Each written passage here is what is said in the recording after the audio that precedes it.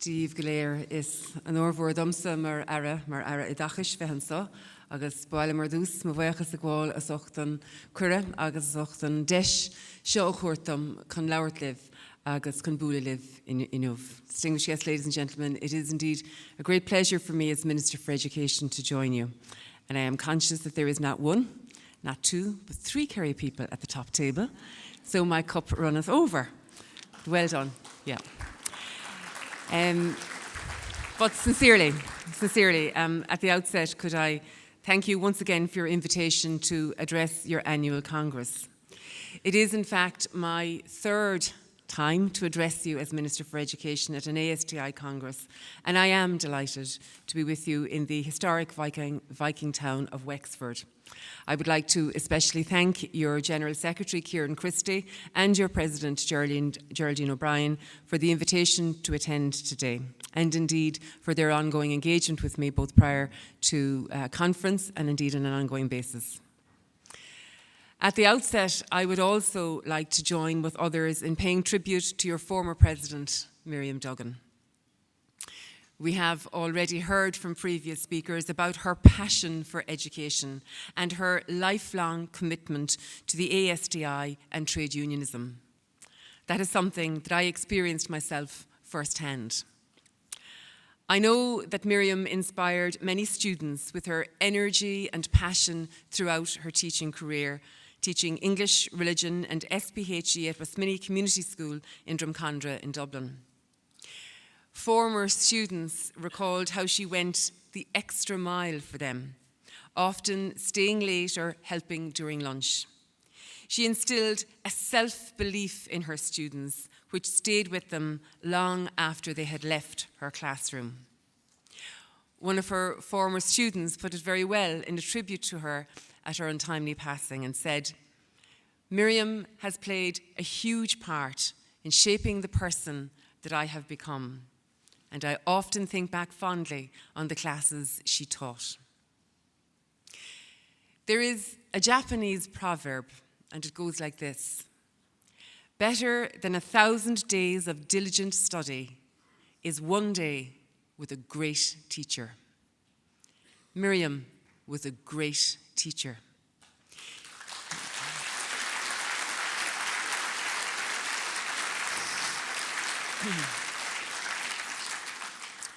She was selfless in her dedication to her students, but also in her service to this union, a union she loved.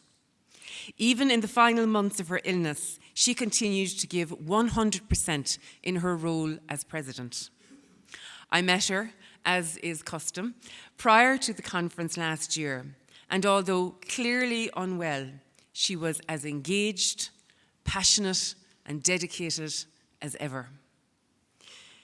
Miriam, I always found, had a unique charm and quiet dignity, so that even when she disagreed with you, she delivered her point of view with the utmost respect and with the utmost sincerity. She was a lady in the truest and best sense of the word. An educator par excellence, a warrior to the end. We in the education sector are the lesser for her passing, but greater beyond measure for having had the benefit of her talent, her passion, and her compassion. Thank you, Miriam.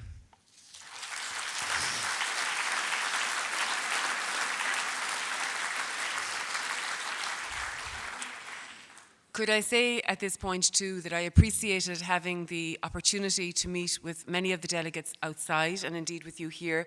And I appreciate the solidarity that they offered and that the solidarity that has been offered by all here to all those who have been impacted by the conflict in the Middle East. I condemn the killing of over 1,200 Israeli civilians by Hamas on October 7th and the taking of 253 hostages. But I also want to condemn the killing of over 30,000 Palestinian people during the Israeli offensive on Gaza. Israeli bombing and shelling of Gaza has also destroyed the homes and businesses of innocent people who had nothing to do with the attacks on the 7th of October. And schools have not escaped. According to the United Nations, there has been direct hits on more than 200 of the 563 school buildings in Gaza since Israeli bombing began. Before the Israeli offensive, more than 625,000 students and 22,000 teachers were attending school in Gaza. But according to the United Nations Relief and Works Agency for Palestine Refugees, no education has happened in Gaza at all for the past 6 months. We all call for an immediate ceasefire and immediate release of hostages. Israel must immediately, in full, rapid, and allow safe humanitarian access into the turn through the Gaza Strip. There is no alternative to this. Now is the time for humanity, and now is the time for action.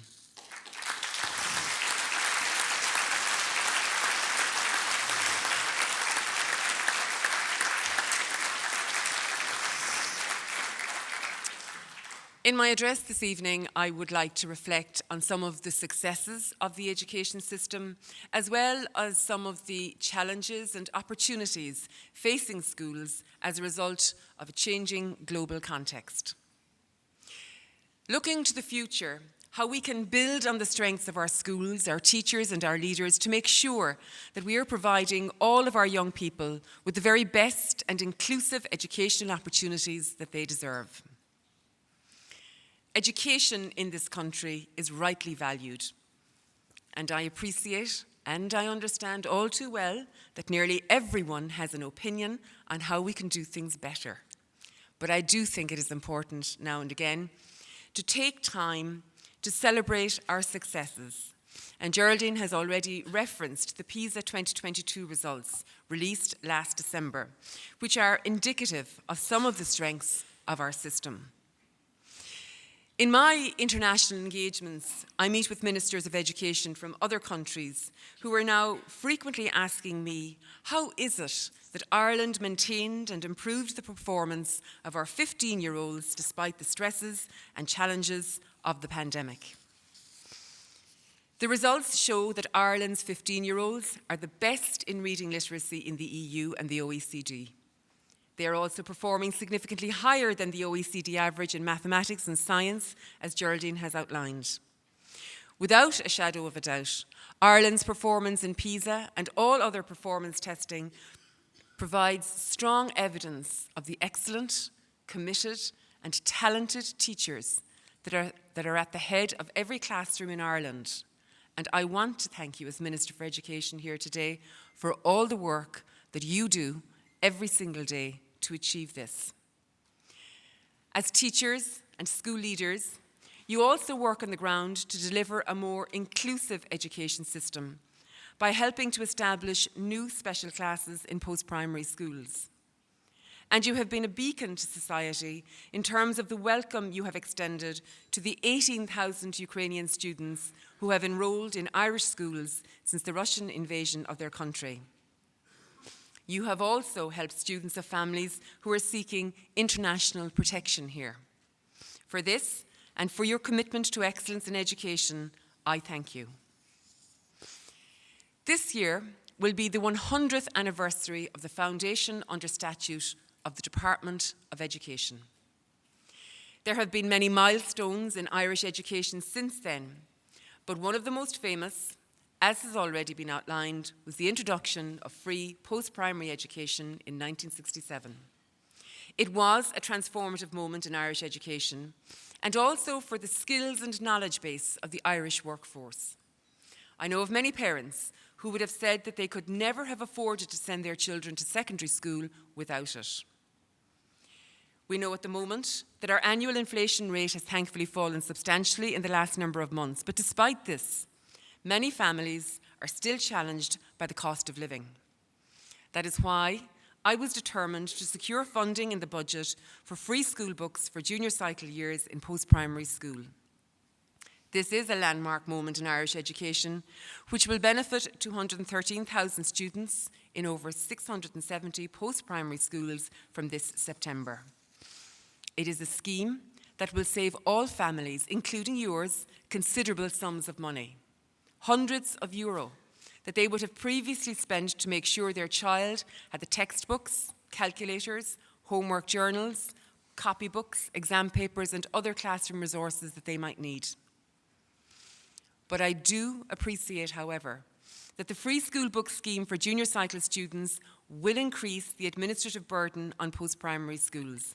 And that is why, similar to the primary scheme, an administrative support grant has been put in place to assist post-primary schools with the administrative work involved in implementing this scheme. Schools may use this grant to employ a person to work for a specified number of days to carry out administrative work on the scheme.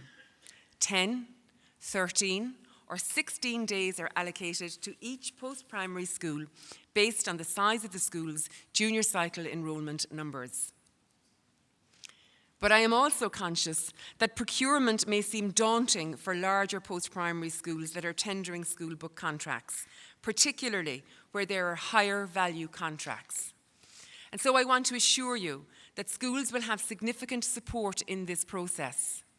I will ensure that there are user-friendly resources to help with this. There will be further practical resources, including live webinars, online drop-in clinics, together with email support and a telephone help desk. This will be provided by the school's procurement unit, enhanced with additional personnel from the Education Shared Business Service team in my department, and augmented with further procurement expertise. Details on how to access the supports available will be provided to all schools following the Easter break. This year also sees the centenary of the Leaving Certificate. I know that many students, past and present, may balk at me saying that we should celebrate this historic milestone, but in many ways, the exam I accept has served us well. I looked back recently on how our post-primary system must have looked in 1924. 995 students sat the exam in the first year. Thanks in part to the free secondary school scheme and Ireland's outstanding record internationally in retaining students to the end of second level education, numbers sitting the Leaving Certificate today are in excess of 60,000 and fast approaching 70,000. Since I addressed last year's conference, there have been important developments in the area of senior cycle reform. We have accelerated the redevelopment of the curricula for senior cycle subjects. You do not need me to tell you that the curricula for some subjects are very, very old. Many parents like to say that the Leaving Cert was harder in their day, but few of them realise that their sons and daughters are actually studying subjects with the same curricula.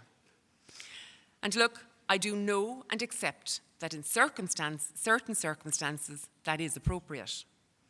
The Leaving Certificate has its strengths, and I do not propose to diminish those in any shape or form. In my own subject of English, for example, for as much change as there has been, there remains some methods and texts which are tried and tested and which continue to best support students in developing strong writing skills, reading comprehension, and a solid base for communication. But in other ways, the demands and expectations facing students have changed and changed irrevocably.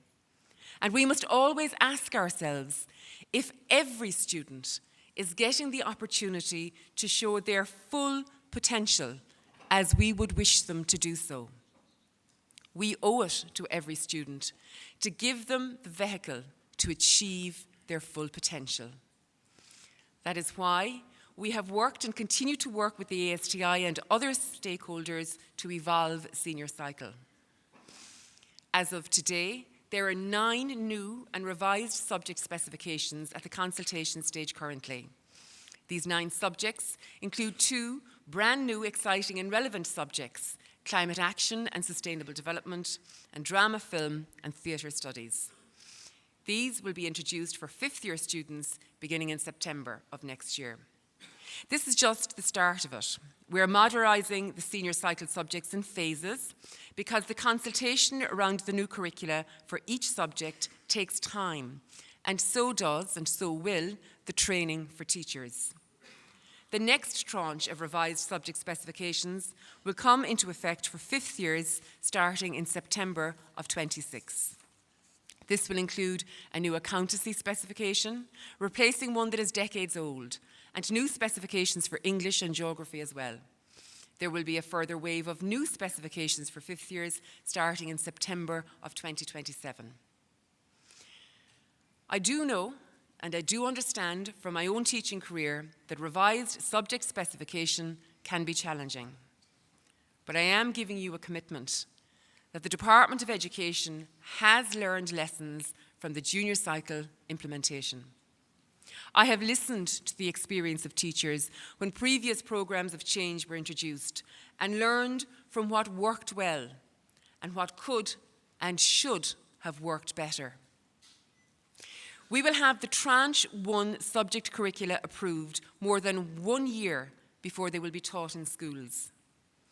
IDA are involved in the development phases to ensure that they can plan effectively and roll out supports in the next school year. And the State Examinations Commission is committed to delivering more sample papers than previously and also to do it earlier. I know that to the outside world, these seem like small measures, but to the teacher in the classroom, it is my experience that they are important tools and resources to support teaching and learning. We are providing additional supports to schools that offer the new subjects too. They will receive an additional teaching allocation to allow them to take on the new subjects. We have strengthened our communications work with schools and will enhance this further through direct engagements with schools on various aspects, including those relating to universal access to transition year and the expansion of Level 1 and Level 2 programmes in senior cycle. Schools will receive an additional allocation of 4 hours per week for the 2025-26 and 8 hours per week in 26-27. For the new subject areas. We will also ensure that those schools will have the same equipment as each other as necessary to offer the subjects. Most importantly, I want us to work with principals and teachers every step of the way. We have already hosted a nationwide meeting of principals in Croke Park to hear directly from them. And as new specifications are rolled out, there will be school and subject level meetings also. As we continue to modernise and reform our curriculum and teaching practices, we need to be conscious of the rapidly changing world in which our schools now operate. We know that artificial intelligence is already changing the way that people live and the way that they work. And I understand and appreciate that the ASTI is strongly engaging with this agenda, and I look forward to hearing your thoughts on this subject. There is absolutely no doubt but that AI has great potential to enhance education and inclusion. But there are also many issues and challenges with its use. Education and training have a key role to play in ensuring that AI is used effectively and ethically and in line with data privacy legislation and guidelines. The recent approval by the European Union of the AI Act will ensure safety and compliance with fundamental rights, whilst boosting innovation by establishing a regulatory framework. It determines the levels of risk associated with the application of AI use across various systems, with education being classified as high risk. With this in mind, we need to ensure that we consider the use of AI carefully on all subjects and all aspects of teaching, learning and assessment, and that teachers and school leaders have the necessary resources and skills to support them. It is important to note that in order to develop the necessary AI skills for both our students and teachers, the first foundational step in this is to ensure that they have the relevant digital skills to understand, navigate, and interrogate its use effectively and ethically. Developments across the curriculum at both primary and post-primary level provide many opportunities in this area, and the implementation of the digital strategy for schools and teachers' professional learning in this space is, of course, complementing this. Recent developments in the field of artificial intelligence, including large language models, have provoked considerable commentary about the potential impact of these technologies on the education sector. The department continues to monitor developments in the AI space and the impact it may have in education and assessment settings, including discussions at EU level and with other member states in terms of their experience and expertise. Ireland was one of 5 EU countries involved in the Artificial Intelligence for and by Teachers project. This was a 3-year programme exploring how to support the use of AI in education for post-primary language and maths teachers. The resources developed from this project, including an online professional development course, are available online. IDA has also recently hosted an event in Athlone with teachers on the use of AI. The goal of the day was to identify their needs regarding AI in the classroom, how to increase awareness of AI and data literacy among all staff members and school leadership, and what supports the system should offer. The report from this will help inform future policy development by the department. We want our students to be able to use generative AI for its potential benefits, but avoid them becoming over-dependent on it to do their thinking and learning for them. That is why the Department of Education, with the support of IDA, is working on new AI guidelines to help educators. It is intended that the initial guidelines will provide an overarching awareness of the opportunities and risks and what should be taken into consideration in using AI in a safe, responsible, and ethical manner. There was an extensive consultation process undertaken also for the development of the current digital strategy. However, I believe that further research is warranted on the impact of digital devices in our classrooms and on their optimum use within schools. This work has already begun and will be completed by the end of this year. I'm very conscious of the work that you as teachers and school leaders do, not just to support the students in your schools academically, but also to prepare them for the world in which they live today as young adults. As such, you share my concern that we work together to best support the mental health and well-being of all our young people. We know that young people learn more effectively and have better academic outcomes if they are happy in their work and feel acknowledged and supported in school.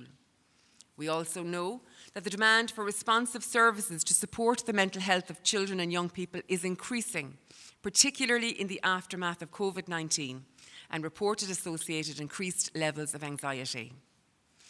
For that reason, I am very pleased to announce that I am making funding available to enhance the existing wellbeing and mental health supports in post-primary schools.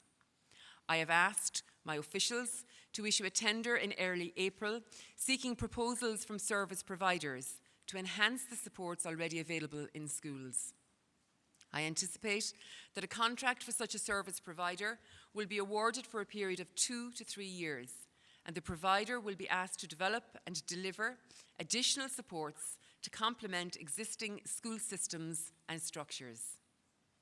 The services sought will provide supports for students, parents and school staff and enhance student support team capacity to operate effectively in our schools.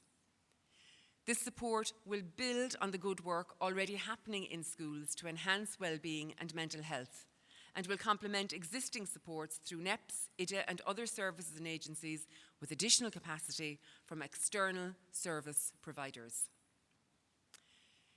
In Budget 2024, I secured the funding for an additional 1,000 posts of responsibility to be provided in the school system for the 2024-25 school year.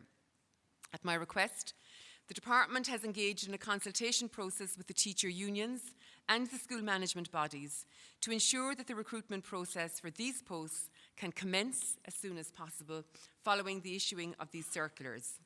These circulars will issue immediately after Easter, and this is with a view to ultimately facilitating schools to make appointments to these posts and other posts of responsibility in time for the commencement of the coming school year in September. I spoke earlier of the great technological advances that bring opportunities and challenges for both teachers and learners. There is also a darker side to the connected world that we all live in. Many people in society are concerned about the cruel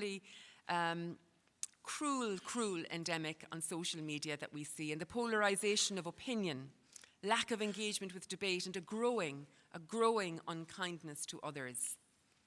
Educators play a key role in helping young people to navigate this sometimes hostile world, but you cannot do it alone.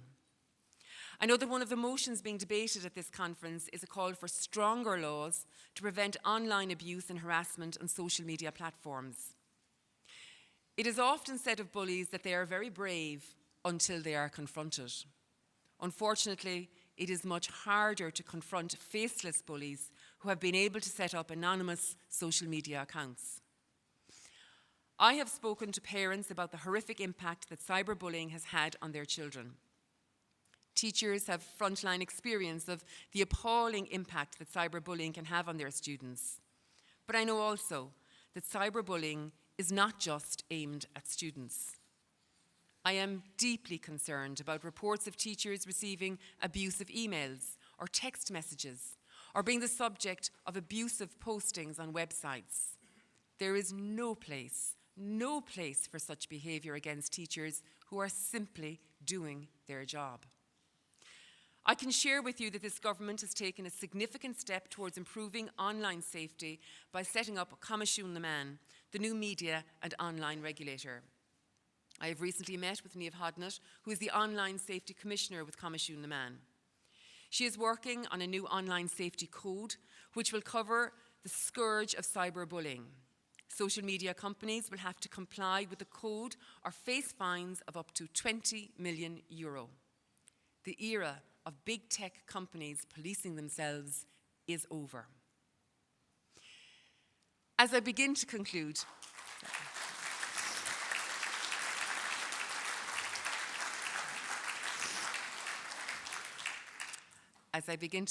and you will be pleased to hear that line, I wish to acknowledge the hugely important role that public sector unions play in helping to deliver high-quality public services for people in Ireland. I welcome the fact that the new Public Service Pay Agreement has been backed by all teacher unions and now ratified by ICTU. The Public Sector Agreement continues the important programme of reform which enables improved service delivery for all our citizens. The agreement provides for further pay increases, which will increase the starting pay for a teacher to around €46,000 and the top point to around €85,000. Taken with increases under building momentum, there has been significant and richly deserved improvements in the pay of teachers in the last 3 years.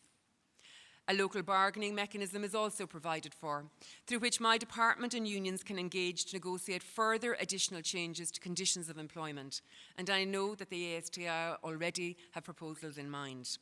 My department will engage from the summer with teacher unions to identify priority issues that might be tackled under this specific mechanism. I know that by working together, we can bring about change that will benefit the profession and the young people in our schools. As Minister for Education, I've always taken a collaborative approach, and I know the value of having teachers and their unions around the table, both for their wisdom and their experience. We may not always agree, but it does ultimately result in better outcomes. And as Minister, I do have a very clear vision when it comes to many issues that we need to advance, including, for example, both the free school book scheme for junior cycle students and senior cycle reform, to name but two. But I am conscious of the need to pursue a broader vision for education. And in that respect, I would like to share with you the thoughts and ideas of one educationalist. Education must be a social good, enabling our students to socialise, to develop key life skills, to live healthy, balanced lives, to develop the capacity to reason, to understand their society and other societies, to know their history and that of others, to be engaged in critical thinking about the world they live in, to become active citizens. Miriam Duggan knew what it was to set a high bar for all of us involved in education. For my part, as Minister for Education, working with each one of you, I know together we will do all that we can to reach that bar and achieve those goals. Thank you eternally, Miriam. Thank you all.